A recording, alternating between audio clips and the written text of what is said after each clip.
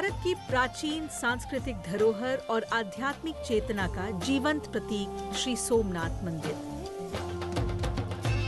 आज यह पवित्र धाम केवल पूजा अर्चना तक सीमित नहीं है, बल्कि महिला सशक्तिकरण के एक वैश्विक मॉडल के रूप में उभर रहा है। भारत की सांस्कृतिक चेतना का प्रतीक ये मंदिर आज केवल आस्था का केंद्र ही नहीं, बल्कि नारी शक्ति के स्वावलंबन की एक नई गाथा लिख रहा है। यहाँ मंदिर के प्रबंधन से लेकर सेवा कार्यों तक 262 महिलाओं ने अपने अनुशासन और समर्पण से व्यवस्था को बखूबी संभाला है। सोमनाथ मंदिर ट्रस्ट की यह समावेशी सोच आज समाज के लिए एक बड़ी मिसाल बन गई है। मंदिर परिसर का पवित्र बिल्व वन इसका सबसे सुंदर उदाहरण है, जिसका पूरा संचालन 16 महिलाओं के हाथों में है। ये महिलाएं पर्यावरण संरक्षण और मंदिर की दिव्यता को पूरी निष्ठा से सहेज रही हैं। सेवा का यह सिलसिला भोजनालय तक फैला है, जहां 30 महिलाएं श्रद्धा भाव से श्रद्धालुओं को भोजन परोसती हैं। वहीं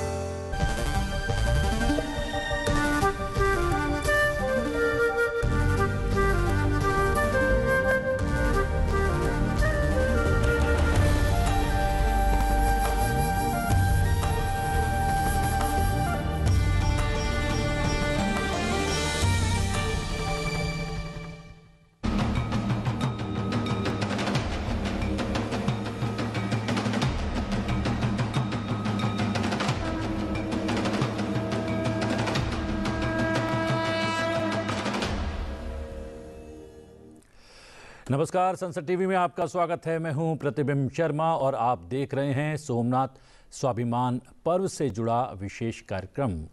देश सोमनाथ मंदिर पर 1026 ईस्वी में हुए पहले बर्बर हमले की 1000वीं वर्षगांठ सोमनाथ स्वाभिमान पर्व के रूप में मना रहा है। इस पर्व को मनाने के लिए स्वयं प्रधानमंत्री गुजरात में हैं। प्रधानमंत्री नरेंद्र मोदी श्री सोमनाथ न्यास के प्रमुख भी हैं। इस मंदिर की विशेषता 150 फीट का शिखर है, 1666 स्वर्ण मंडित कलश हैं और 14,200 ध्वज हैं। प्रत्येक वर्ष तकरीबन 1 करोड़ श्रद्धालु सोमनाथ मंदिर के दर्शन किया करते हैं। सोमनाथ में महिलाओं की केंद्रीय भूमिका है। मंदिर के 906 कर्मियों में से 262 महिलाएं हैं। वो बिल्व वन, प्रसाद वितरण और मंदिर भोज सेवाओं का प्रबंध देखती हैं। सोमनाथ मंदिर न्यास में 363 महिलाएं कार्यरत हैं। वार्षिक 9 करोड़ रुपए की आय वाला ये न्यास महिला सशक्तिकरण को लगातार बढ़ावा दे रहा है। सोमनाथ स्वाभिमान पर्व पर बात करेंगे और इससे जुड़ी तस्वीरें भी लगातार आपके साथ साझा करेंगे। हमारे साथ कुछ विशेषज्ञ मेहमान जुड़े हुए हैं। रमेश कुमार पांडे हैं, पूर्व कुलपति हैं श्री लाल बहादुर शास्त्री राष्ट्रीय संस्कृत विश्वविद्यालय के। आपका बहुत बहुत स्वागत है इस विशेष कार्यक्रम में रमेश कुमार पांडे जी। और हमारे साथ दूसरे विशेषज्ञ मेहमान हैं आलोक गोस्वामी, सह संपादक हैं पांचजन्य के। आलोक जी, आपका भी स्वागत है। बात करें रमेश जी इस पर्व की।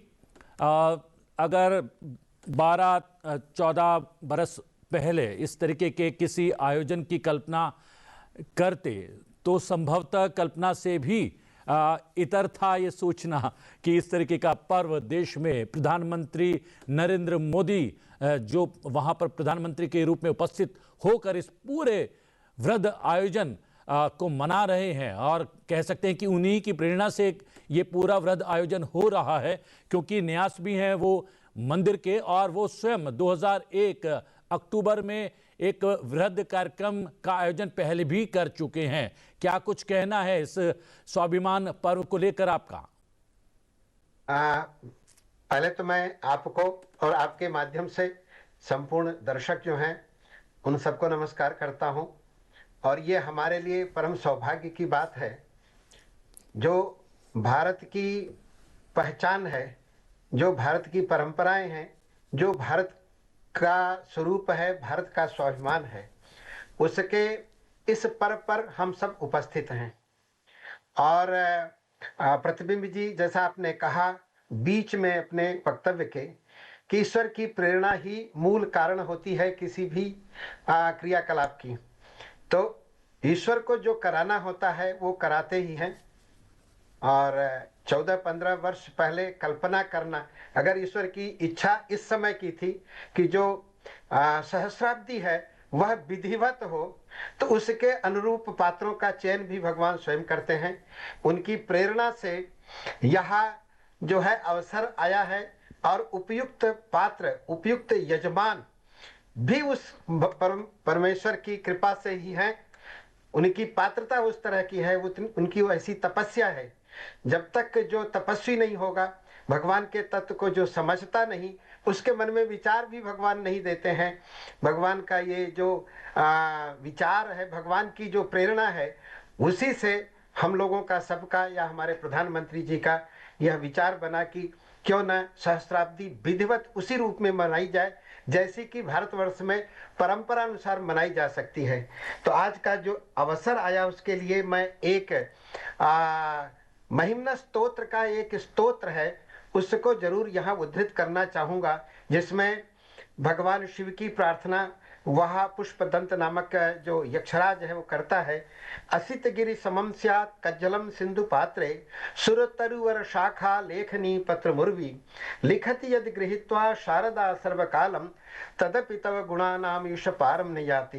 परमात्मा परमेश्वर विशेष रूप से जो हमारे भगवान शिव हैं, उनका जो गुणाख्यान है, गुणों का वर्णन है, वह कोई नहीं कर सकता। अगर उसके गुणों के वर्णन करने के लिए या लिखने के लिए ये जो स्याही है, पूरे हिमालय को या किसी बड़े पर्वत को स्याही बना दें और समुद्र को दावात बना करके उसमें स्याही घोल दें और किसी जो बड़े हमारे देव वृक्ष हैं उसकी एक बड़ी महनीय शाखा लेकर के उसकी लेखनी बना दें और पूरी वसुंधरा को पत्र बना दें, पेपर बना दें, और लिखने वाला कौन हो, स्वयं साक्षात जो वाग देवता है, सरस्वती ज्ञान की जो देवी हैं, वह लिखने बैठ जाएं तो भी हजारों वर्ष लग जाएंगे भगवान शिव के और सोमनाथ भगवान के इस उन गुणों का वर्णन नहीं किया जा सकता। तो मेरे कहने का अभिप्राय था, उनकी महिमा ऐसी है, उनके ऐसे गुण हैं कि उनका वर्णन करना बड़ा कठिन कार्य है। वो जो भगवान की जो प्रेरणा जिसको देते हैं वह उस कार्य को संपन्न करता है। तो आज इस अवसर पर उनकी प्रेरणा से यह सारा कार्य हो रहा है, मैं ऐसा मानता हूं, मेरा ये विचार है जी। और एक बात और कि ये पूरी सृष्टि, पूरा ब्रह्मांड रमेश जी, शिव के अतिरिक्त कुछ नहीं है। और अभी केवल भारत की बात नहीं है, भारत के इतर भी अलग अलग देशों में भी कभी कोई खुदाई हुआ करती है तो वहां से भी शिवलिंग प्रकट हो जाते हैं। तो क्या इस बात को माना जाए कि शिव के अतिरिक्त कुछ नहीं है पूरा ब्रह्मांड? बिल्कुल, आपने जो कहा है, अब उसको मैं फिर एक श्लोक पढ़ करके उसके तात्पर्य से आपको बताऊंगा।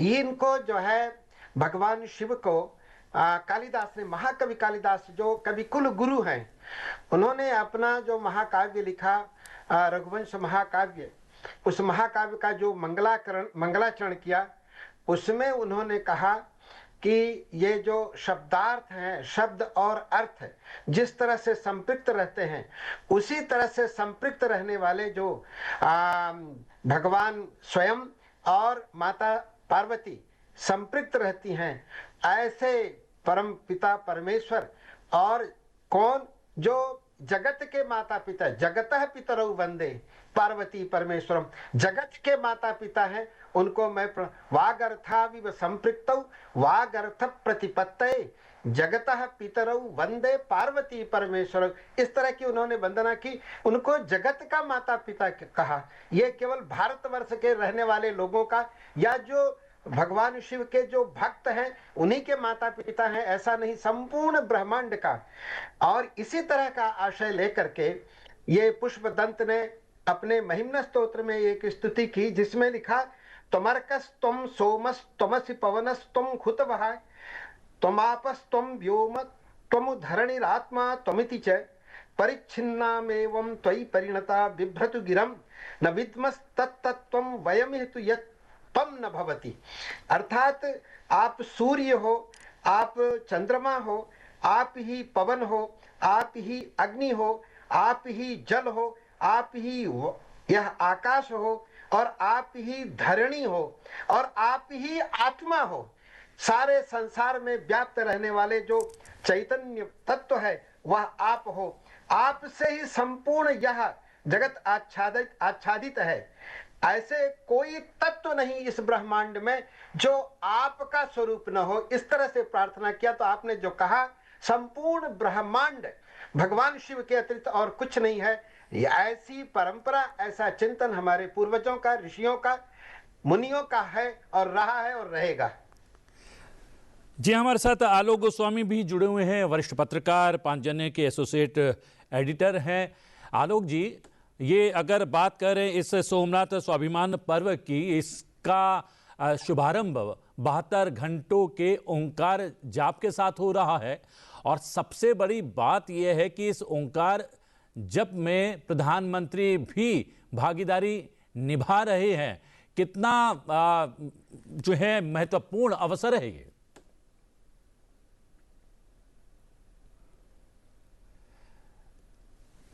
आपकी आवाज नहीं आ रही है आलोक जी, थोड़ा सा अनम्यूट करें अपने सिस्टम को।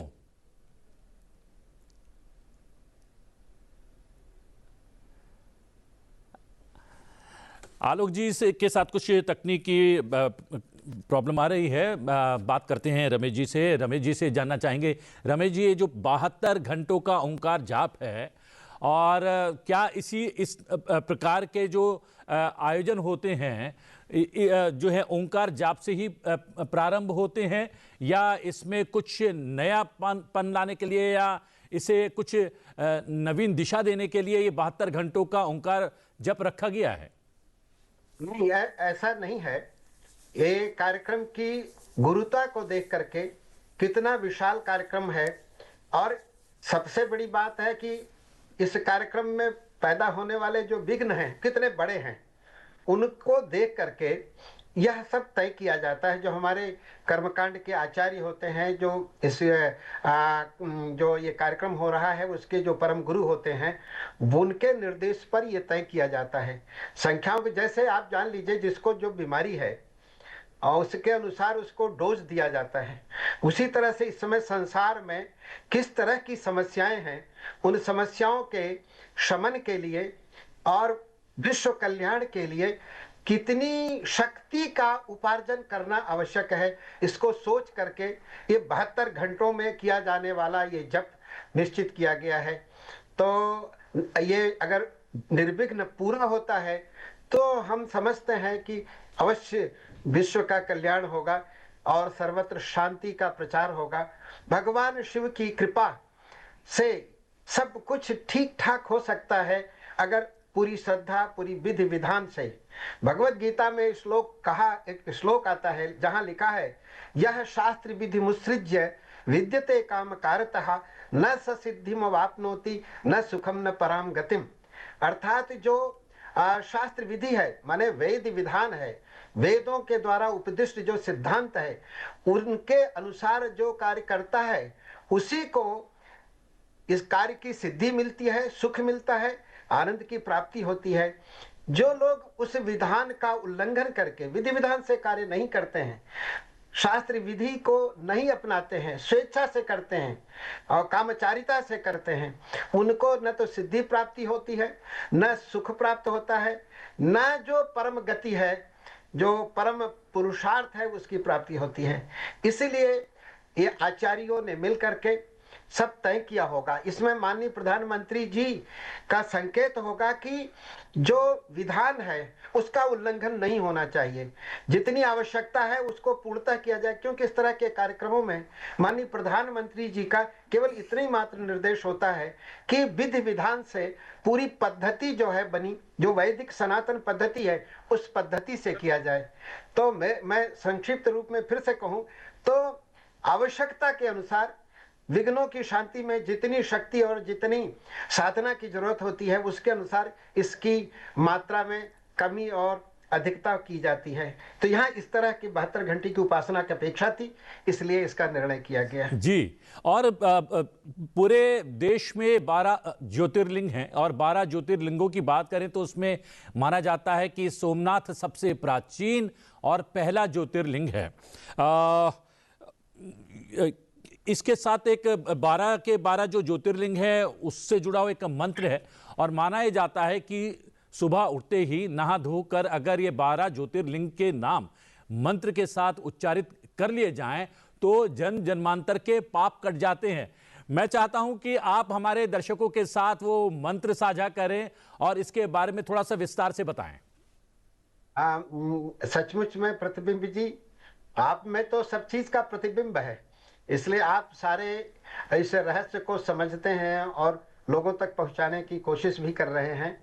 भगवत पाद शंकराचार्य जी जो इन्होंने अद्वैत वेदांत की स्थापना की, और अद्वैत वेदांत की स्थापना नहीं बल्कि सनातन धर्म को फिर से भारत में प्रतिष्ठित करने का जो श्रेय जाता है वो हमारे परम आदरणीय और आद्य शंकराचार्य भगवत पाद आदि शंकराचार्य जी को जाता है। तो उन्होंने जो श्लोक लिखा जिसमें 12 ज्योतिर्लिंग की स्तुति की गई है वो है सौराष्ट्रे सोमनाथंच श्रीशैले मल्लिकार्जुनम उज्जैन्यां महाकालम ओंकारेश्वर मामलम पर्ल्यां वैद्यनाथंच ढाकिन्यां भीमशंकरम सेतुबंधम तु रामेशम नागेशम दारुकावने वाराणस्यां तु विश्वेशम त्र्यंबकम गौतमी तटे हिमालये तु केदारम घृष्णेशम तु विशालके एतानि ज्योतिर्लिंगानि सायं प्रातः पठेन् नरः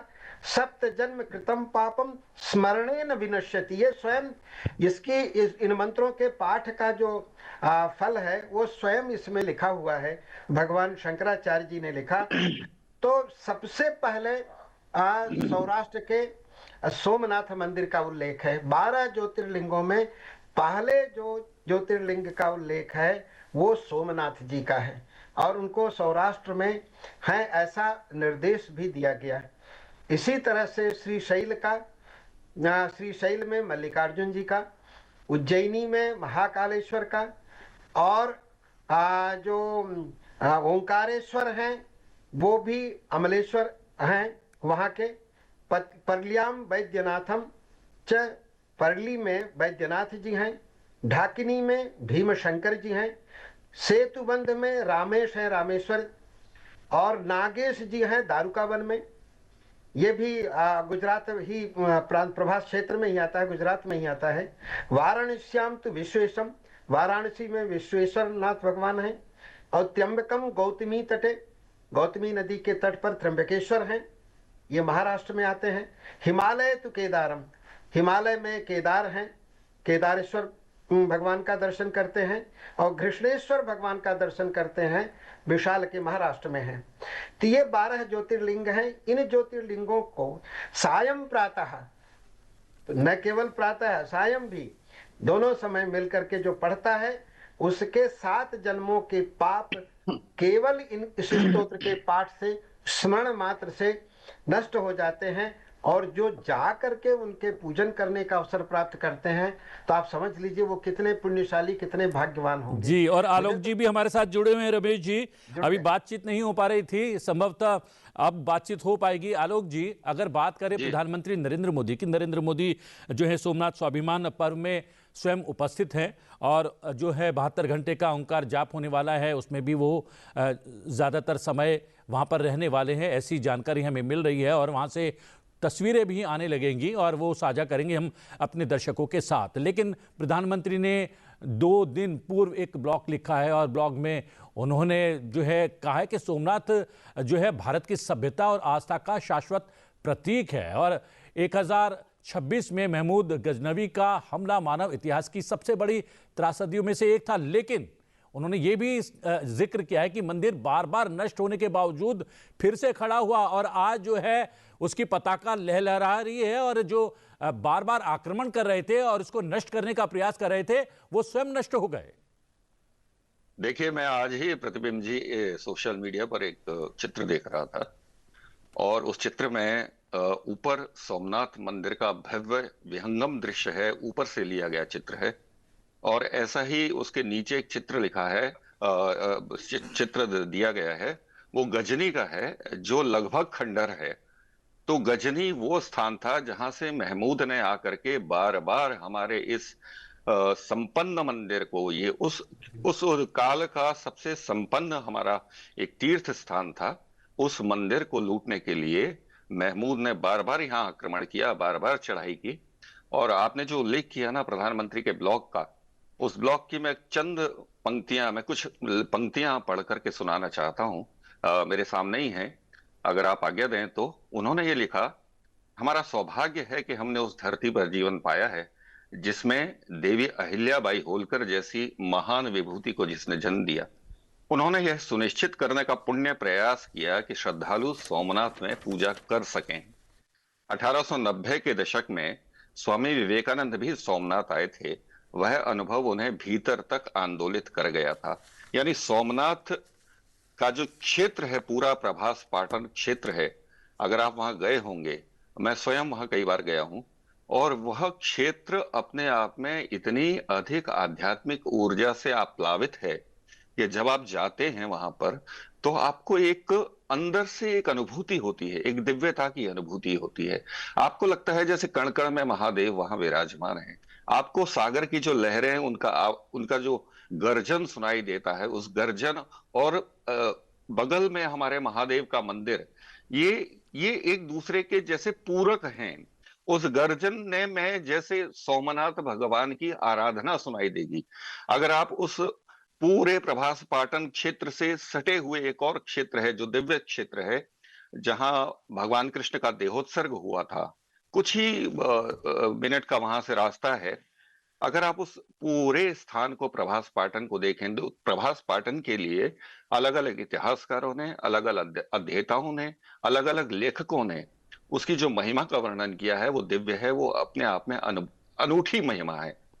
तो उस मंदिर का जब आप दर्शन करते हैं और बगल में सागर हिलोरे ले रहा है, उस समय की अनुभूति दर्शन करने की, महादेव को जल चढ़ाने की, रुद्राभिषेक का पाठ करने की, वो अपने आप में बहुत दिव्य होती है।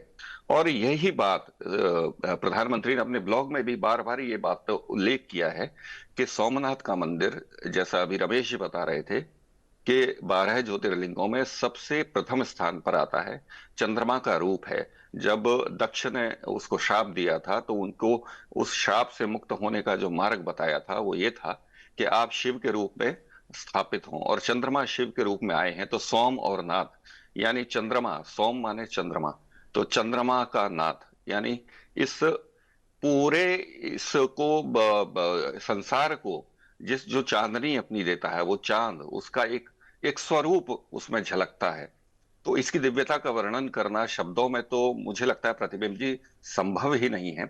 और जो बार बार आक्रमण किया गया वो इसलिए किया गया क्योंकि उसे पता था, महमूद को पता था गजनी के, कि यह मंदिर न केवल संपन्न है अपितु ये हिंदुओं का सबसे ज्यादा पूज्य स्थान है, सबसे ज्यादा बड़ा तीर्थ है। और यहाँ बड़ी संख्या में हिंदू एकत्रित होकर अपने महादेव का अर्चन करते हैं। तो वह जो अपने मन में कंठस्थ अपने कल्पना करके आया था कि मैं बुत शिकन कहलाऊंगा और मैं मंदिरों को तोड़ूंगा, मैं हिंदुस्तान जा करके उस हर प्रतीक को ध्वस्त करूंगा जो वहां की इस प्रचुर, इस संपन्न सभ्यता को इंगित करता है। और सबसे पहला जो सागर किनारे उसे दिखा वो सोमनाथ था। और सोमनाथ में ना उसने बार बार आक्रमण किया, बार बार यहाँ से रत्न और हीरे और जवाहरात, और उसने सुन रखा था कि यहाँ पे स्वर्ण और चांदी की प्रतिमाएं हैं, देव प्रतिमाएं हैं, और मंदिर की आकृति, मंदिर का वास्तुशिल्प इतना विशाल, इतना आकर्षक है कि इसको अगर मैंने तोड़ा और इसको अगर मैंने लूटा तो ये बहुत बड़ी चोट वहां के समाज पर होगी, हिंदुस्तान पर होगी। और यही कारण था कि वो बार बार आया, और बार बार आने के बाद यहाँ पर उसने लूट मचाई, और न केवल सोमनाथ को, उसने अन्य कई मंदिरों का विध्वंस किया। अगर आप मुझे 1 मिनट दें तो मैं आपको और किसी का नहीं, मैं अल बरूनी की कलम से निकले हुए शब्द बताऊंगा, जो अल बरूनी ने उसकी सोमनाथ की दिव्यता के बारे में लिखा था। जी जी, मैं आपके पास आता हूं आलोक जी, जी और उस जी दिव्यता के बारे में भी हम लोग चर्चा करेंगे।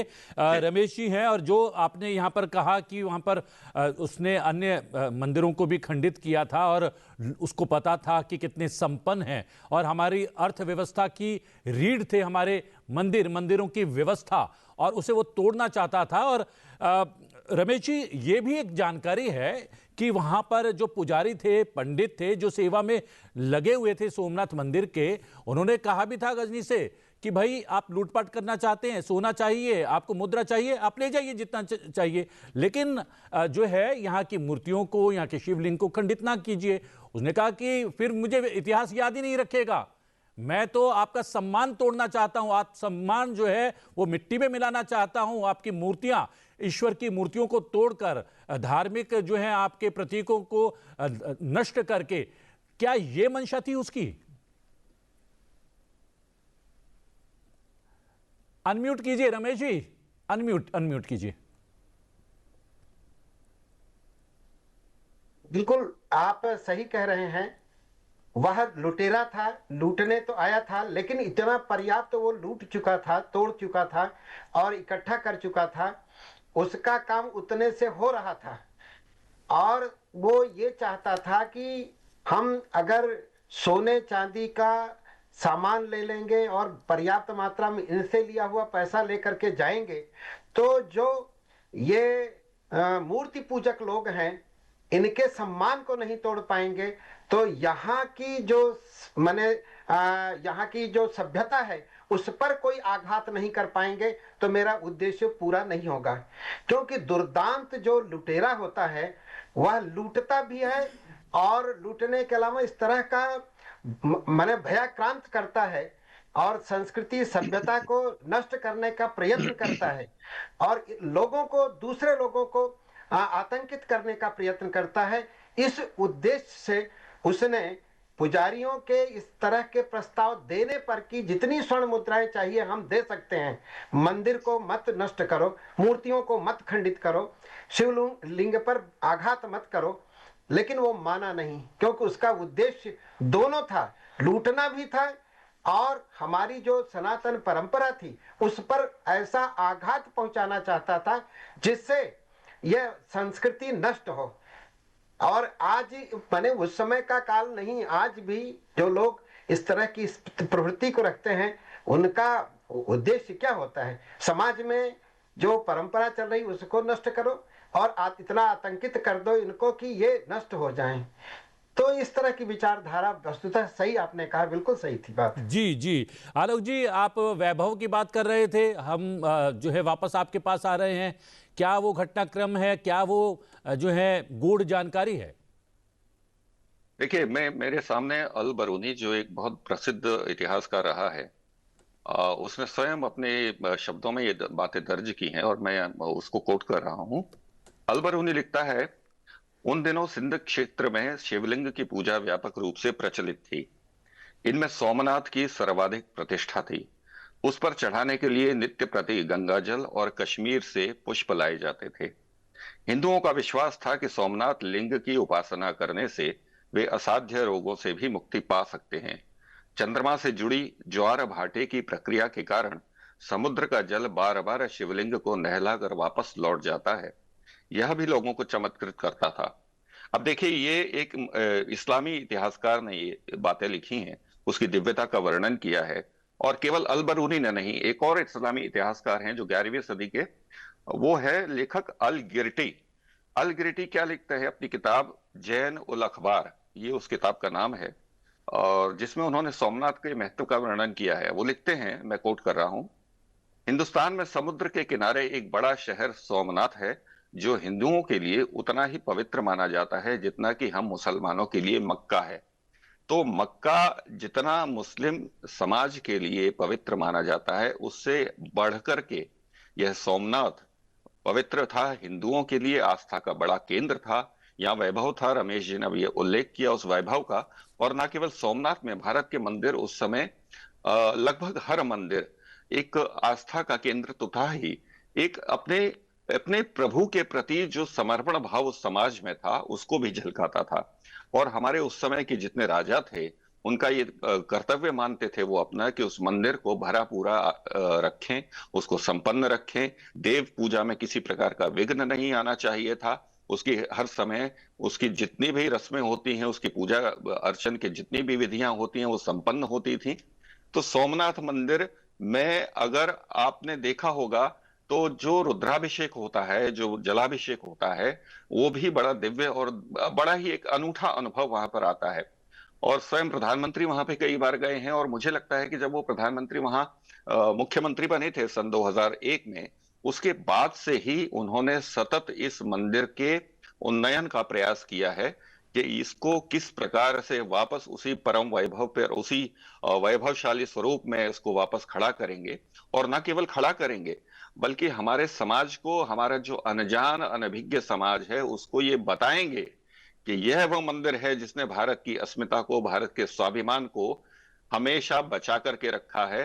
17 बार आक्रमण करने के बाद अगर हमलावर पस्त होकर के यहां से लौटता है, आप इतिहास पढ़ेंगे प्रतिबिंब जी तो आपको पता लगेगा कि आखिरी बार जब वो आया था महमूद, वह यहां से पस्त होकर के हार करके लौटा था, अपनी जान बचा करके लौटा था। जब यहाँ के राजा ने उसको चारों ओर से घेर लिया था तो उसको पता था कि समुद्र का ही एक मार्ग है जो मेरे लिए बचा है, और यहां से वह भागा था। अगर आप इतिहास देखेंगे लेकिन तो आलोक जी, मुझे थोड़ी सी इससे आगे की जानकारी है। आपने कहा कि यहाँ पर इस सोमनाथ मंदिर को लेकर ये जो भावनाएं हैं सनातनियों में कि यहाँ पर जब दर्शन करते हैं श्री सोमनाथ जी के तो असाध्य रोग भी दूर हो जाते हैं। लेकिन माना ही जाता है कि महमूद गजनी जो है वो असाध्य रोग से ही मरा था फिर बाद में, जिसने हमारे आत्मसम्मान को, हमारे गौरव को नष्ट करने का प्रयास किया, वो असाध्य रोग से नष्ट हो गया था जी, उसे कोड़ हो गया था। जी जी, बिल्कुल सही कह रहे हैं आप जी। महमूद गजनी की जब मृत्यु हुई थी तो वह भयंकर रूप से रोगग्रस्त था। और उस रोगग्रस्त को मैं तो ये मानता हूं कि ये महादेव का ही एक प्रकार से प्रकोप था, जो आज उसकी हालत तो जो उस समय हुई थी, लेकिन उसके जो साम्राज्य जो उसने फैलाया था गजनी में, आज वह भी खंडित है, वह भी ध्वस्त है, वह भी नेस्तो नाबूद हो चुका है। तो यह महादेव की ही एक प्रकार से कृपा रही कि वह असाध्य रोग से, एक भयंकर रोग से पीड़ित होकर के मरा था। तो यह एक शिक्षा है उनके लिए। ये बार बार जो मुगल आक्रमणकारी आकर के भारत पर यहाँ पर चढ़ बैठते हैं और यहाँ के मंदिरों को, यहाँ के लोगों को सताते हैं, यह उनके लिए भी एक सबक है। आज बांग्लादेश में जो हो रहा है उसकी परिणति आगे चलकर क्या होगी यह सहज अनुमान लगाया जा सकता है। जब जब हमारे मंदिरों को, ढाकेश्वरी मंदिर को, वहां के अन्य मंदिरों को जो प्राचीन काल वहां पर खड़े हैं, करीब 150 मंदिरों को इस पीछे 1 वर्ष के अंदर उसको ध्वस्त किया गया है, वहां देवी प्रतिमाओं को तोड़ा गया है, उनका अपमान किया गया है। तो यह इतिहास दोबारा से वही सब उन आतताइयों को दिखाएगा जो सोमनाथ महादेव ने गजनी के महमूद को दिखाया था।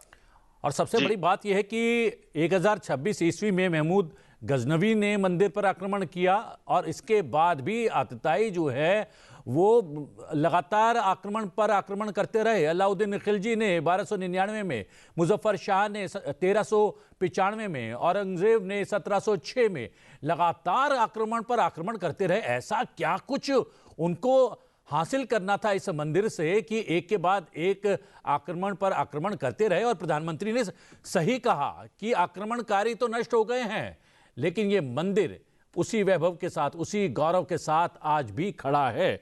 बात करें रमेश जी इसके वैभव की, ये बात सही है कि प्रधानमंत्री नरेंद्र मोदी जब मुख्यमंत्री हुआ करते थे तब सार्वजनिक रूप से इस वैभव को जो है एक बड़े जो है कार्यक्रम के रूप में मनाना उन्होंने शुरू किया। और आज हम देख रहे हैं कि इस मंदिर पर जो 1000 वर्ष हो गए हैं आक्रमण पर, जो पहला आक्रमण हुआ था उसको भी एक बड़े आयोजन के रूप में मनाया जा रहा है। लेकिन 3 जो है विभूतियां हैं जो स्वतंत्र भारत की, जिसमें सरदार पटेल हैं और जो हैं एम मुंशी हैं और हमारे देश के पहले राष्ट्रपति डॉक्टर राजेंद्र प्रसाद हैं, उनको भी एक तरीके से ये पूरा आयोजन जो है एक तरीके से उनको भी श्रद्धा स्वरूप जो है हम कह सकते हैं ये पूरा वृहद आयोजन मनाया जा रहा है। बिल्कुल आप सही कह रहे हैं कि इस अवसर पर उनका भी स्मरण हो रहा है, उनको भी लोग नमस्कार कर रहे हैं कि क्योंकि उन लोगों ने भी बड़ा इसके लिए प्रयत्न किया।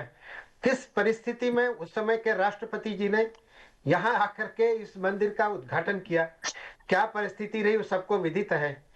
और माननीय मुंशी जी का प्रयत्न, सरदार वल्लभ भाई पटेल का प्रयत्न निश्चित रूप से प्रशंसनीय है और स्मरणीय है। अगर हमारे यहाँ शास्त्रकारों ने कहा है कि देखिए, चित्रम निरालंबनमेव मन्ये प्रमेय सिद्धौ प्रथमावतारम सन्मार्ग लाभे सती सेतु बंधे पुर प्रतिष्ठादि न विस्मयाय।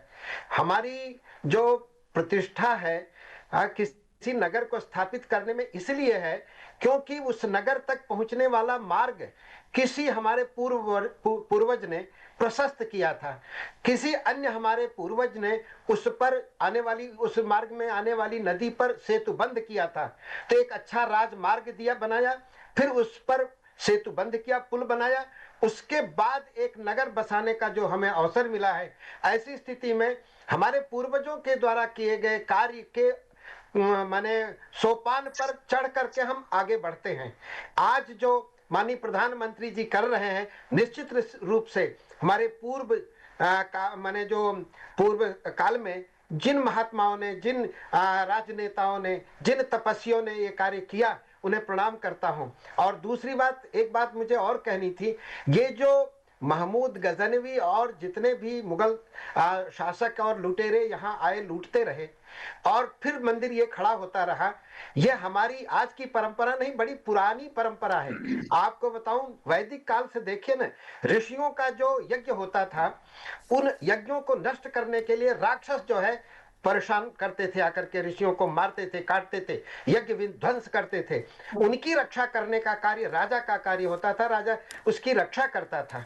और ये सारा प्रसंग आपको विदित है, जब विश्वामित्र जी ने आकर के भगवान श्री राम जी से, भगवान अयोध्या नरेश दशरथ से मांग करके प्रभु श्री राम जी को ले गए थे और उन्होंने जाकर के विश्वामित्र के यज्ञ की रक्षा की थी। कारण क्या था इसमें, होता क्या है, हमारे यहाँ की जो प्रकृति है, हमारी वसुंधरा इतनी विशाल, इसलिए इतनी जो संपन्न क्यों है, क्योंकि यहाँ देवताओं की कृपा निरंतर बनी रहती है। देवताओं की कृपा तब बनती है जब देवता लोग यज्ञ से जो उनको हवि दी जाती है वो प्राप्त करते रहते हैं, वो स्वयं खूब प्रसन्न रहते हैं, तो हमारे देश को भी बहुत प्रसन्न रखते हैं। उन राक्षसों का ये माने हमेशा प्रयत्न रहता था कि देवताओं को उनका जो हव्य है वो प्राप्त न हो। जो यज्ञ किए जाते हैं वो यज्ञ नष्ट करेंगे तो देवता जो है रुष्ट होंगे, तो देवता प्रसन्न नहीं रहेंगे तो इस वसुंधरा को प्रसन्न नहीं रख सकेंगे। और देवता को प्रसन्न करने का एक बहुत बड़ा माध्यम जो है, स्वयं जो है कहीं ना कहीं भगवान शिव की प्रेरणा से यहाँ पर चंद्रमा आए और उन्होंने यहाँ पर बरसों बरस तपस्या की और इस जो है मंदिर की स्थापना हुई और ज्योतिर्लिंग की स्थापना हुई। हमारे साथ एक और विशेष मेहमान जुड़ गए हैं, आनंद वर्धन जी, जो इतिहासकार हैं, शिक्षाविद हैं। आनंद वर्धन जी, आपका बहुत बहुत स्वागत है। जब भी हमने देखा है कि धर्म की पुनर्स्थापना होती है तो ईश्वरीय जो है प्रायोजन से जो है ईश्वर अवतरित होते हैं या फिर जो है आदि शंकराचार्य जैसी विभूति जो है जन्म लिया करती है। तो क्या कह सकते हैं कि प्रधानमंत्री नरेंद्र मोदी को भी जो है आने वाला समय एक महान विभूति के रूप में जो है याद करेगा, क्योंकि ना केवल उनकी प्रेरणा से बरसों बरस की एक जद्दोजहद और एक संघर्ष और लड़ाई के बाद अयोध्या में राम मंदिर का निर्माण हुआ है, साथ ही साथ उन्होंने सोमनाथ मंदिर की पुनर्स्थापना की है। जो है कह सकते हैं कि सोमनाथ स्वाभिमान पर्व के साथ साथ जो है एक इसके साथ जो हमारा गौरव और स्वाभिमान जुड़ा हुआ था उसकी पुनर्स्थापना की है। जी, ये बहुत महत्वपूर्ण विषय है। जो सोमनाथ क्षेत्र है जिसको हम प्रभास पतन कहते हैं, उसकी जो ऐतिहासिकता है वो हमारे हड़प्पा काल से निरंतर बनी रही है। और वो जो क्षेत्र है वो भारत का जो एक हम कह सकते हैं कल्चरल एस्ट्रोनॉमी है, जो हमारा सांस्कृतिक ज्योतिषीय ज्ञान है, उस दृष्टिकोण से बहुत ही महत्वपूर्ण रहा है। क्योंकि भारत का जो कल्चरल एस्ट्रोनॉमी है वो ये एस्टैब्लिश करता है कि किसी स्थान विशेष पर ज्योतिर्लिंग की स्थापना के पीछे ब्रह्मांडीय कारण क्या है। तो प्रभास का जो तात्पर्य है वह ही है एक लस्ट्रस ग्लॉस, एक ल्यूमिनोसिटी, यानी एक अप्रतिम प्रकाश। और जो ज्योतिर्लिंग है वो प्रकाशत्व और भास्वरता का ही सूचक है। तो हम ये देखते हैं कि सोमनाथ पराक्रमण, जैसा कि आपने कहा कि 1026 में हुआ, उसके बाद उलुग खान अलाउद्दीन खिलजी के समय में इसके ऊपर आक्रमण हुआ। इस पर मोहम्मद बेगड़ा ने, गुजरात के जो सल्तनत थे उन्होंने आक्रमण किए और इसको ध्वस्त किए। पुनः औरंगजेब ने किया। किंतु हर बार मैं देखता हूं कि कोई न कोई तीर्थोद्धार की जो अभिप्रेरणा थी और मंदिर के समुद्धार के लिए जो आत्म अभिप्रेरणा थी, उससे भीम प्रथम के बाद मूलराज, कुमार पाल और अन्यान्य राजा जो हैं इसके लिए अभिप्रेरित हुए इतिहास क्रम में, और उन्होंने इस मंदिर का जीर्णोद्धार किया। यहां तक कि अहिल्याबाई होलकर ने ही उसके पास एक सोमनाथ के मंदिर का ज्योतिर्लिंग की प्रतिष्ठापना की। और कालांतर में स्वतंत्र भारत में के मुंशी सरदार वल्लभ भाई पटेल और राजेंद्र प्रसाद जो हमारे प्रथम राष्ट्रपति थे, उनके माध्यम से भव्य मंदिर की पुनर्स्थापना हुई, अनेकांत शिखर वाली मंदिर की प्रतिष्ठापना हुई।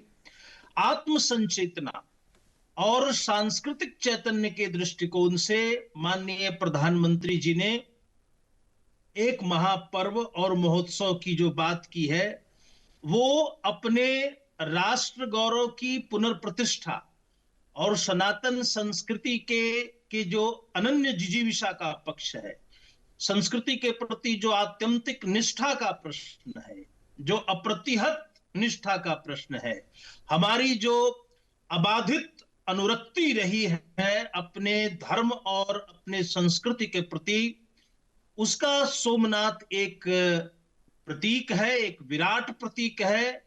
और सोमनाथ जन संस्मृति में, जन अवधारणा में, हमारे संस्मरणात्मक इतिहास में, हमारे मन के आलय में वो हमेशा ही प्रतिष्ठित रहा है। वही कारण है कि एक बार नहीं अनेकानेक बार ध्वंसित किए जाने के बावजूद भी उसका जीर्णोद्धार, उसका खंड जीर्णोद्धार, उसका समुद्धार, खंड स्फुटित जीर्णोद्धार, हर प्रकार से, जैसा कि अग्नि पुराण में वर्णित है, शास्त्रोक्त है, जैसा कि वैसा उसका खंड जीर्णोद्धार किया गया और समुद्धार किया गया। तो इस क्रम में जो प्रधानमंत्री की जो उक्ति है उसके अंदर एक आत्म संवेदना है, एक आत्म चेतना है और पूरे राष्ट्र के चेतना को जागृत करने का एक प्रयत्न भी है। जी आलोक जी, मैंने एक प्रश्न जो है रमेश जी से किया था, उनका उत्तर भी आ गया, लेकिन उसमें एक चीज वो थोड़ा सा कट शॉर्ट कर गए। डॉक्टर राजेंद्र प्रसाद से जुड़ा हुआ वो प्रसंग जो है इस मंदिर के उद्घाटन को लेकर है। जब उन्हें आमंत्रित किया गया था और वो उस आमंत्रण को स्वीकार करने के लिए उस आयोजन में सम्मिलित होने के लिए जा रहे थे, तो तत्कालीन प्रधानमंत्री पंडित नेहरू ने उनको उस कार्यक्रम में सम्मिलित होने से रोका था, लेकिन उन्होंने जो है उनकी नाराजगी की परवाह नहीं की और वो उस कार्यक्रम में सम्मिलित हुए। जो है माना जाता है कि एक 1952 में एक फ्रेंच डेलीगेशन भी आया था, उसने कहा था कि पंडित नेहरू से मिलकर कि आपका जो आध्यात्म है अगर आप उसको लेकर ही आगे चलें तो पूरे विश्व में फिर से जो है पुनः जो है आप स्थापित हो सकते हैं विश्व गुरु के पद पर। तो थोड़ी सी नाराजगी प्रकट की थी तत्कालीन प्रधानमंत्री नेहरू ने और कहा था जिस चीज को मैं समाप्त करना चाहता हूं उसको आप बढ़ावा देना चाहते हैं। लेकिन हम देख रहे हैं कि बहुत वैश्विक स्तर पर बहुत बड़े बड़े वैज्ञानिकों ने भी शिव की महिमा को माना है और शिवलिंग की महिमा को माना है, और जब ब्रह्मांड की उत्पत्ति कब हुई थी, उसके लिए एक बहुत बड़ी मशीन लगाई गई, गॉड पार्टिकल जिसका नाम है, उसके मुहाने पर भी, उसकी एंट्री गेट पर भी जो है नटराज की बहुत विशालकाय मूर्ति लगाई गई है। यानी विश्व मानता है शिव की महिमा को, शिवलिंग की महिमा को, लेकिन हम ही जो है ऐसे लोग थे कि अपनी परंपरा का, अपनी संस्कृति का, अपने धर्म का, अपने अध्यात्म का उस तरीके से आदर नहीं कर पाए। जी प्रतिबिंब जी, बहुत ठीक कह रहे हैं आप, शिव का लेकिन मैं थोड़ा महात्म्य सा है, उसका प्रकटीकरण शतरुद्रीय प्रकरण में हुआ, और शतरुद्रीय प्रकरण में आनंद जी, जो 1 मिनट में आपके पास भी आऊंगा। आलोक जी जुड़े हुए हैं, एक बार उनसे ले लें। जी आलोक जी। जी, मैं ये कह रहा था कि आपने कहा तो बिल्कुल ठीक, लेकिन मैं थोड़ा सा डिफर करूंगा, थोड़ा सा अंतर में जाऊंगा। आपने कहा कि भारत के लोग इस प्रकार के रहे कि जिन्होंने अपनी आस्था को अपमानित होने दिया। भारत के लोग इस प्रकार के रहे कि जिन्होंने भारत भारत की के लोग नहीं, भारत में ही सनातनता कुछ को लोग, नकारा। भारत में ही कुछ लोग। भारत में कुछ लोग, जी हाँ, मेरा हाँ, यही हाँ। कहना है जी जी। कि भारत में कुछ लोग जरूर थे और आज भी हैं। वो मानसिकता आज भी है। वो मानसिकता ये है कि सनातन से जुड़ा हर चीज खराब है, सनातन से जुड़ी हर चीज काल बाह्य है, सनातन से जुड़ा हर व्यक्ति धिक्कारने योग्य है। ये मानसिकता आज भी है, ये मानसिकता उस समय भी थी। जी हाँ आलोक जी, मैं थोड़ा सा रोकना चाहूंगा। और सीधी तस्वीरें आना शुरू हो गई हैं सोमनाथ स्वाभिमान पर्व की, और जो है जगमगा रहा है सोमनाथ का वो पूरा क्षेत्र। संभवतः लग रहा है कि वाहनों को देखकर प्रधानमंत्री कार्यक्रम स्थल पर पहुंच गए हैं, और हर्ष ध्वनि जिस तरीके से सुनाई दे रही है वहां पर कार्यक्रम स्थल पर, तो पूर्ण रूप से कहा जा सकता है कि प्रधानमंत्री कार्यक्रम स्थल पर पहुंच रहे हैं। जी हां, सीधी तस्वीरें सोमनाथ से, सोमनाथ स्वाभिमान पर्व की ये तस्वीरें, जैसा कि हम पहले ही जानकारी दे चुके हैं, 72 घंटे का ओंकार जो है जाप यहाँ पर चलने वाला है। एक बहुत ही वृद्ध कार्यक्रम, बहुत ही वृद्ध आयोजन यहाँ पर हो रहा है, और वो उस द्वार के पास प्रधानमंत्री का वाहन पहुंच भी गया है। और आप देख सकते हैं मार्ग के आसपास बड़ी संख्या में लोग अभिवादन कर रहे हैं प्रधानमंत्री नरेंद्र मोदी का, और सीधी तस्वीरें लगातार इस कार्यक्रम से जुड़ी हुई हम आपके साथ साझा करते रहेंगे। 3 विशेषज्ञ हमारे साथ लगातार जुड़े हुए हैं और सोमनाथ स्वाभिमान पर्व के बारे में हमारे साथ जानकारी साझा कर रहे हैं, और इसकी महत्ता क्या है उसके बारे में भी हम चर्चा कर रहे हैं। जी आलोक जी। हाँ, तो मैं बात कर रहा था पंडित जवाहरलाल नेहरू की और उस काल के कांग्रेसियों की। लेकिन उस समय भी यहां मैं आपको ये इंगित कर दूं कि उस समय भी सभी कांग्रेसी इसके विरुद्ध नहीं थे। उस समय एक बड़े कांग्रेसी नेता थे वीएन गाडगिल साहब। वीएन गाडगिल को जब मुंशी जी ने ये बात की कि सोमनाथ को हमें पुनर्स्थापित करना चाहिए, उसका पुनरुद्धार करना चाहिए, तो गाडगिल जी ने उनसे सहमत हुए। इसी तरह स्वयं के मुंशी ने एक जगह लिखा है कि महात्मा गांधी भी उनके इस विचार से सहमत थे। बात बस इतनी थी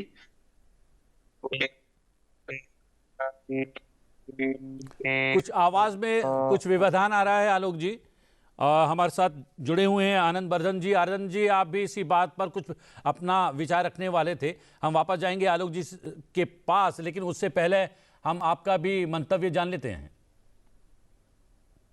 जी, आलोक जी जो कर रहे थे वो बात ये कह रहे थे कि महात्मा गांधी ने भी अपना मंतव्य प्रकट किया था कि मंदिर का जीर्णोद्धार होना चाहिए। बस इतनी बात थी कि वो कहते थे कि सरकार का जो पैसा है वो पैसा से नहीं, जनता के पैसा से समुद्धार होना चाहिए।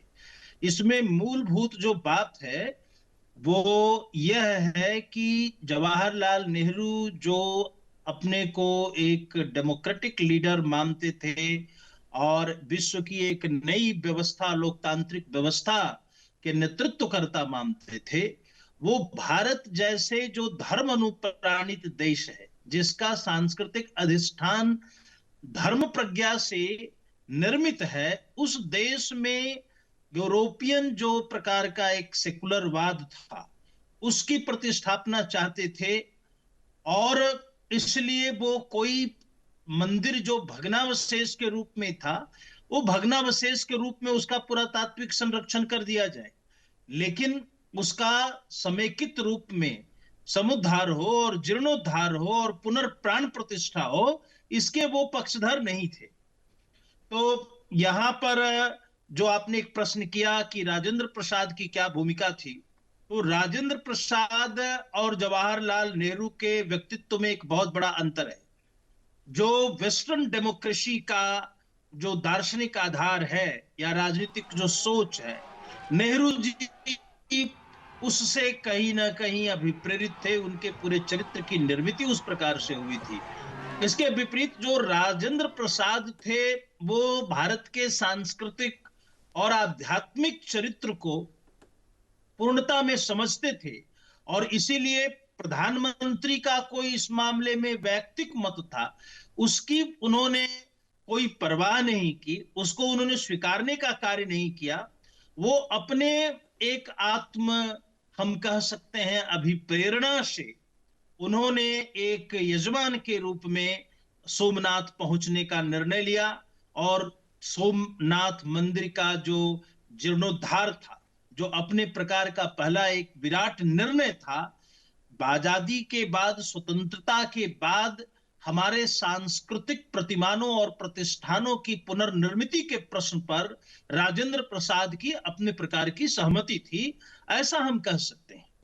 जी हाँ, और हम आपको लगातार बीच बीच में तस्वीरें दिखा रहे हैं, और प्रधानमंत्री नरेंद्र मोदी सोमनाथ स्वाभिमान पर्व में सम्मिलित होने के लिए पहुंच चुके हैं। अभिवादन स्वीकार करते हुए वहां पर उपस्थित जन समूह का प्रधानमंत्री की एक झलक पाने के लिए आतुर है वहां पर उपस्थित जन समूह। और हमेशा हम देखते हैं कि जब भी कोई बड़ा कार्यक्रम होता है, प्रधानमंत्री जनता के मध्य अवश्य जाते हैं, उनका अभिवादन स्वीकार करते हैं, और अभिवादन स्वीकार कर रहे हैं। वहां पर प्रकाशमान है, प्रकाश से नहा रहा है सोमनाथ मंदिर, और सोमनाथ स्वाभिमान पर्व जो है वहां पर बहुत ही धूमधाम के साथ, श्रद्धा के साथ मनाया जा रहा है। और लगातार हम चर्चा कर रहे हैं 3 विशेषज्ञों से, और साथ ही साझा कर रहे हैं लाइव तस्वीरें इस पूरे वृहद आयोजन की, पूरे कार्यक्रम की, और लगातार हम जो है आपके साथ साझा करते रहेंगे सोमनाथ स्वाभिमान पर्व से जुड़ी हुई तस्वीरों को। और हमारे साथ रमेश जी भी लगातार जुड़े हुए हैं, जो कि फॉर्मर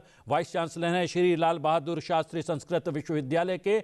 मैं एक जो प्रश्न कर रहा था, आपने शुरुआत में ही हम लोगों ने जब चर्चा की और महिमा क्या है शिवलिंग की और विशेष रूप से सोमनाथ मंदिर की, उसका जिक्र हम लोगों ने किया, और आपने बहुत ही विस्तार से इसका उत्तर भी दिया है। और मैंने ब्रह्मांड की उत्पत्ति का राज जानने के लिए जो गॉड पार्टिकल शुरू किया गया है, उसके मुहाने पर जो एक बहुत बड़ी जो है नटराज की जो है मूर्ति लगाई गई है, क्योंकि वहाँ पर विश्व भर के सारे वहाँ पर वैज्ञानिक वहाँ पर उपस्थित थे, और सबने माना शिव की महिमा को, और सबका ये भी मानना है कि कहीं ना कहीं इस ब्रह्मांड की पूरी उत्पत्ति के पीछे कोई है, तो वो शक्ति शिव की शक्ति है।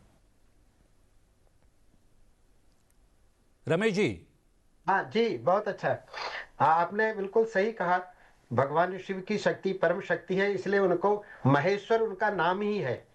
दरअसल ये सोमनाथ मंदिर की स्थापना के पीछे भी भगवान शिव की ही कृपा है, क्योंकि जब चंद्रमा को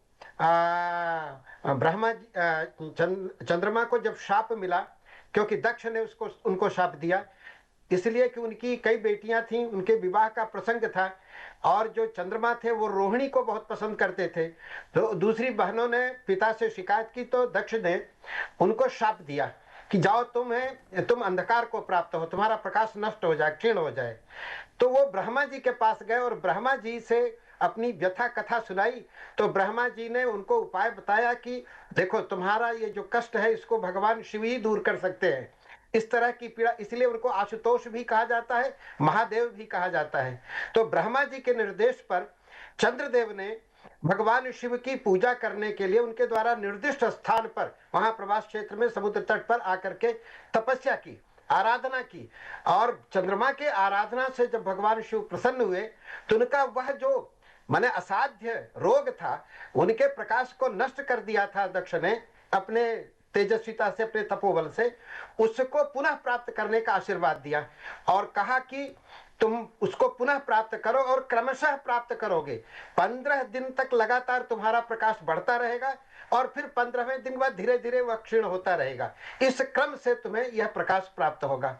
तो उससे प्रसन्न होकर के उनको जब इस शाप से मुक्ति हो गई, तब उन्होंने वहां पहला मंदिर बनवाया, जो स्वर्ण का मंदिर बनवाया, और उस जो शिवलिंग की स्थापना की, उनको चंद्रमा का ही नाम सोम है, इसलिए उसको उसका नाम पड़ा सोमनाथ। इस तरह से ये सोमनाथ मंदिर की प्रतिष्ठा हुई।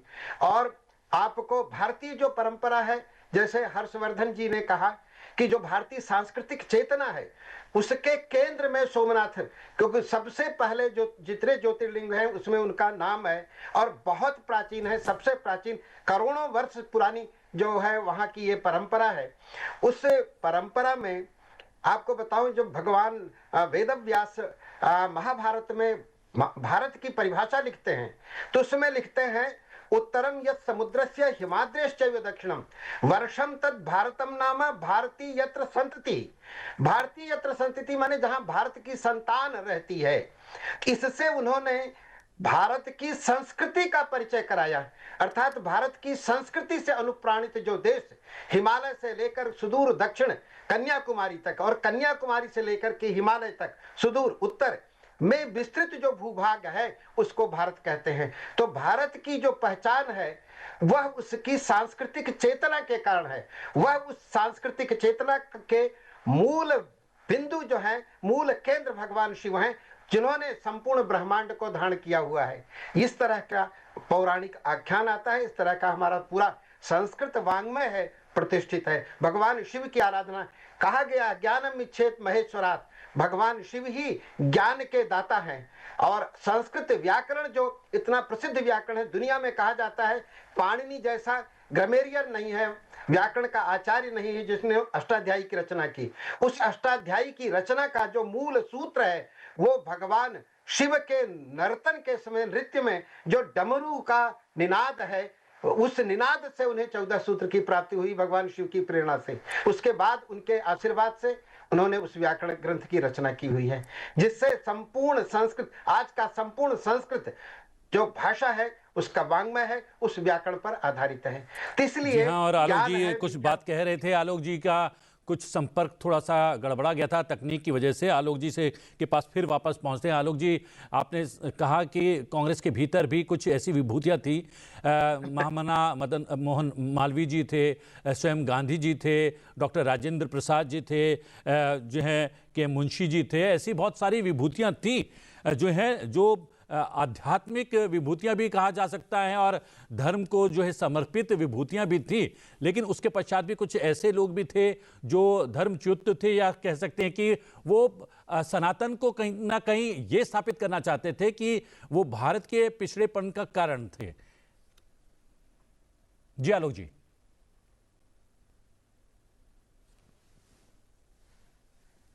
सद्यो जाताय वै नमो नमः।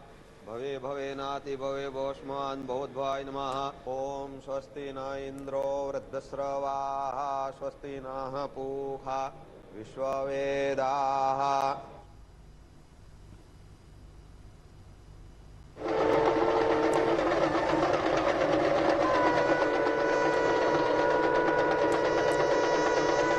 जहाँ देखिए प्रधानमंत्री नरेंद्र मोदी पहुंच चुके हैं श्री सोमनाथ मंदिर, पूजा अर्चना कर रहे हैं और फूलों से सजा हुआ है पूरा मंदिर। ये तस्वीरें श्री सोमनाथ मंदिर की।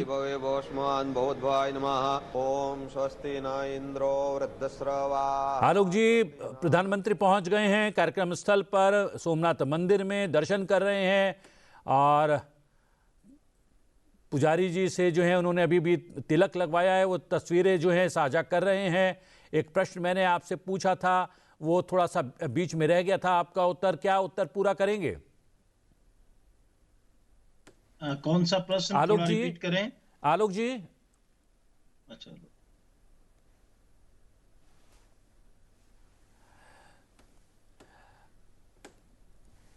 आलोक जी की आवाज़ नहीं आ रही है। आनंद वर्धन जी इतिहासकार हमारे साथ लगातार जुड़े हुए हैं और वो सोमनाथ मंदिर की भव्यता और इसका प्राचीन वैभव और वर्तमान में जो है इसका वैभव और गौरव जो है उसके बारे में लगातार जानकारी दे रहे हैं आनंद बर्धन जी। मैंने एक प्रश्न किया था, वो ये था कि ब्रह्मांड की उत्पत्ति को लेकर गॉड पार्टिकल के सामने भी जो है भगवान शिव की बड़ी मूर्ति लगाई गई है। समय समय पर बड़े बड़े वैज्ञानिक भी जो है सनातन की शक्ति को पहचानते रहे हैं और ये भी मानते रहे हैं कि उनके वैज्ञानिक शोधों के पीछे भी ये शक्तियां कहीं ना कहीं कार्य कर रही हैं, लेकिन फिर भी कुछ लोग जो हैं मान्यता देने से झिझकते रहे हैं या फिर कह सकते हैं कि सनातन के विरुद्ध जो है कार्य करते रहे हैं।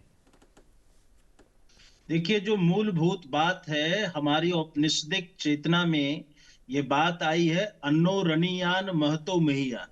वो अणु से अणुतम है और महत से महतर है। जो एटॉमिक प्रिंसिपल है कि एक अणु में, एक परमाणु में सहस्राधिक ब्रह्मांड को समाने की शक्ति है, या जो एक परमाणु का कण है वो सहस्रों सूर्य के आलोक को पैदा कर सकता है। यह जो अवधारणा औपनिषदिक चिंतन में आया, वो आज का विज्ञान कहीं न कहीं इस बात को स्वीकारता है कि, और वही जो एटॉमिक थ्योरी है उसके आधार पर जो परमाणुओं का संलयन है और विलयन है, फ्यूजन है और फिजन है, इनके आधार पर सृष्टि की रचना हुई है। जो भगवान शिव का तांडव नृत्य है और जो उनका एक तरीके से रुद्र तांडव है, वो विलयन है, फिजन की बात उसमें होती है। उसमें अणुओं की संघटनाओं का विकेंद्रीकरण हो रहा है और उनका एक प्रकार से विलयन हो रहा है। और दूसरा जो आनंद तांडव है वो उसमें अणुओं का, परमाणुओं का संलयन हो रहा है।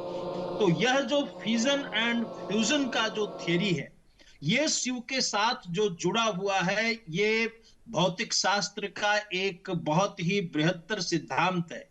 एक दूसरी भी जो बहुत महत्वपूर्ण बात है कि शिव सदा नृत्य में रत हैं, नृत्य में अभिरत हैं।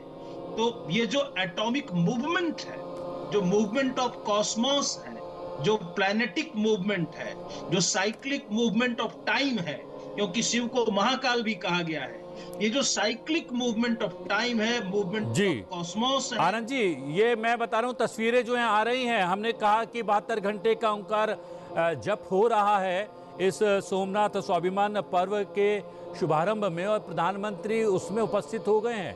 वो 72 घंटे का ओंकार जाप प्रारंभ हो चुका है और उसकी तस्वीरें हम आपकी बातचीत के साथ साथ साझा भी कर रहे हैं अपने दर्शकों के साथ। ये ओंकार जाप की अगर बात करें, कितना महत्वपूर्ण हो जाता है किसी धार्मिक और आध्यात्मिक महोत्सव में।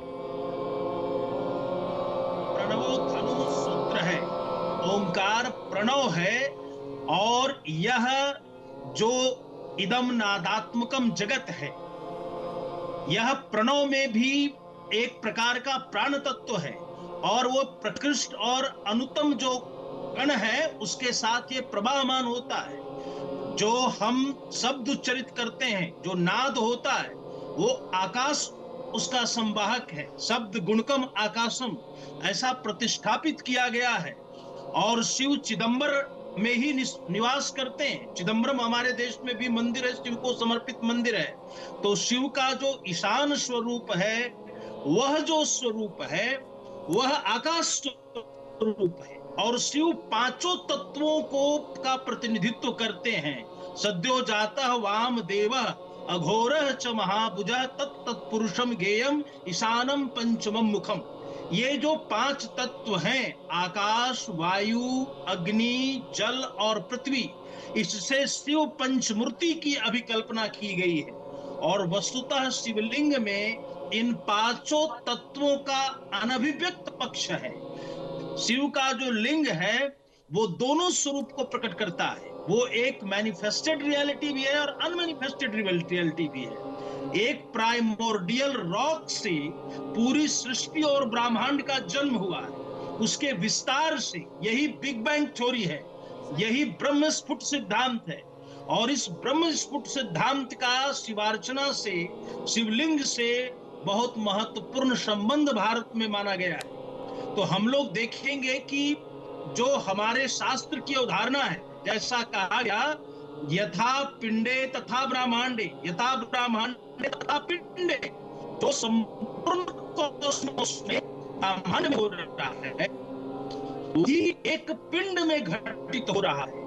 तो यह जो शिवलिंग है यह पिंड रूपात्मक है, और पिंड रूपात्मक होने की वजह से यह ब्रह्मांड को रिप्रेजेंट करता है। यह एक लघु ब्रह्मांड है, यह स्वयं में लघु ब्रह्मांड है। लिंग का तात्पर्य है जिसमें सृष्टि लीन है, जिसमें सृष्टि गमन करती है, जिससे सृष्टि में लीन है, लिंग में लीन है सृष्टि। और सृष्टि की जो ओजस्विता है, सृष्टि की जो ओजस्विता है वो इसी लिंग के माध्यम से गमन करती है।